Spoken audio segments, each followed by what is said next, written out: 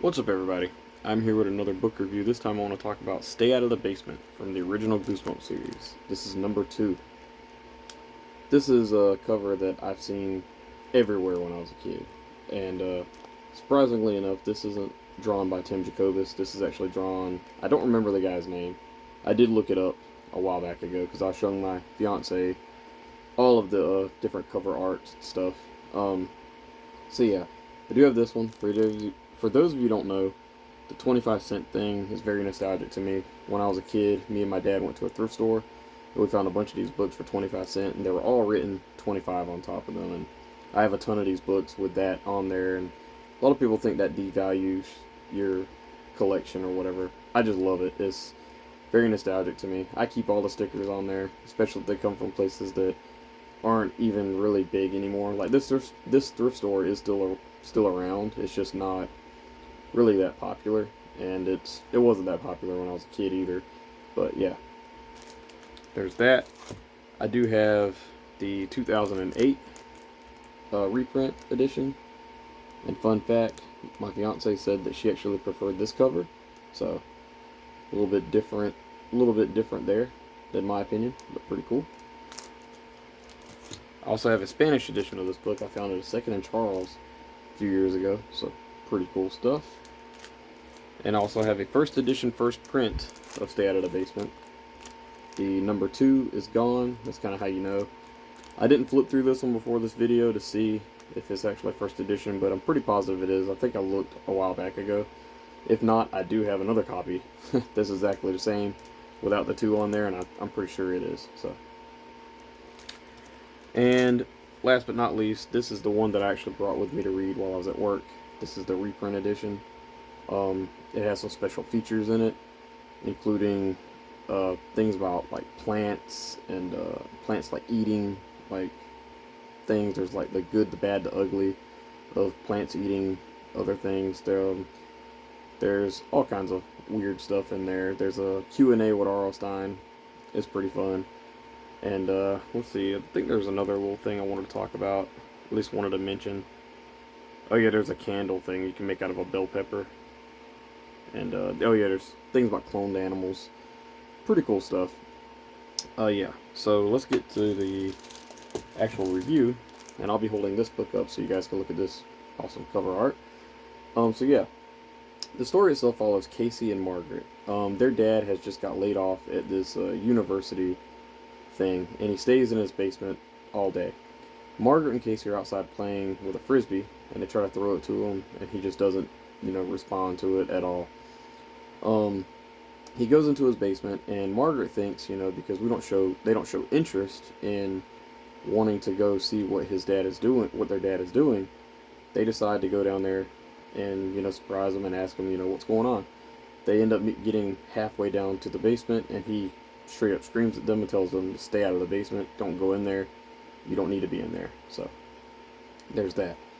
Meanwhile, their mom is leaving to take care of her sister. She's in a hospital. She got something wrong with her. I don't think it goes into too much details about what's actually wrong with her. So she ends up leaving, and so they're at home alone with their dad. And the mom tells them, just make sure their dad eats and stuff like that. So the dad goes to drop the mom off at the airport to go, so she can go stay with her sister.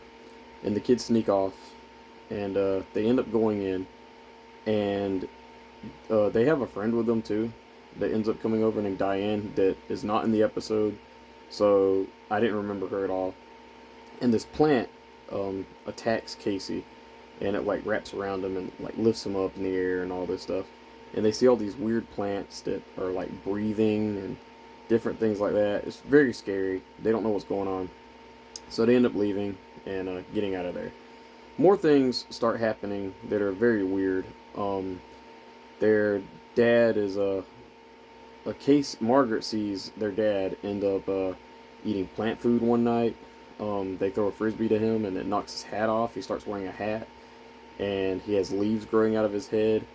He ends up cutting himself, and Margaret spying on him, and she sees that he has green blood coming out of him. Just different things like that that are very weird. They sneak off into the basement more than one time throughout this book, and yeah, just different things like that. She ends up sneaking into his bedroom one day, and she ends up seeing that there's like fertilizer on his bed with worms in it. It's very weird. It's basically pointing to her dad like kind of turning into a plant, and she doesn't know what's going on. So she can't trust her dad. You know, she's trying to figure out how to like talk to her mom about this, but she doesn't think she's gonna believe her. And yeah, this story was fantastic. This was a fun one, but one of the things that I didn't love about it was I remembered all of this book. Like there was like one or two things that I missed that I didn't remember as a kid. That's the squirrel running through the basement, Diane, and yeah, I think that's about it. Other than that, this book was pretty much word for word for the episode. There is a change in the final act, that a weapon that they use, and obviously I understood why. I do remember that as a kid being like, oh well, I know why they didn't do that. You can't air that on TV. So yeah, Stay Out of the Basement was fantastic. There's a lot of stuff that I thought was very gross that was very very cool.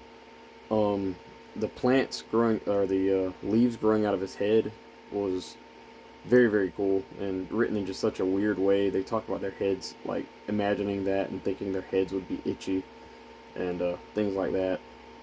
And the last time they sneak into the basement, they see plants with like faces, and there's a hand like growing out of one of the plants, which I was wondering when that would pop up, and it did.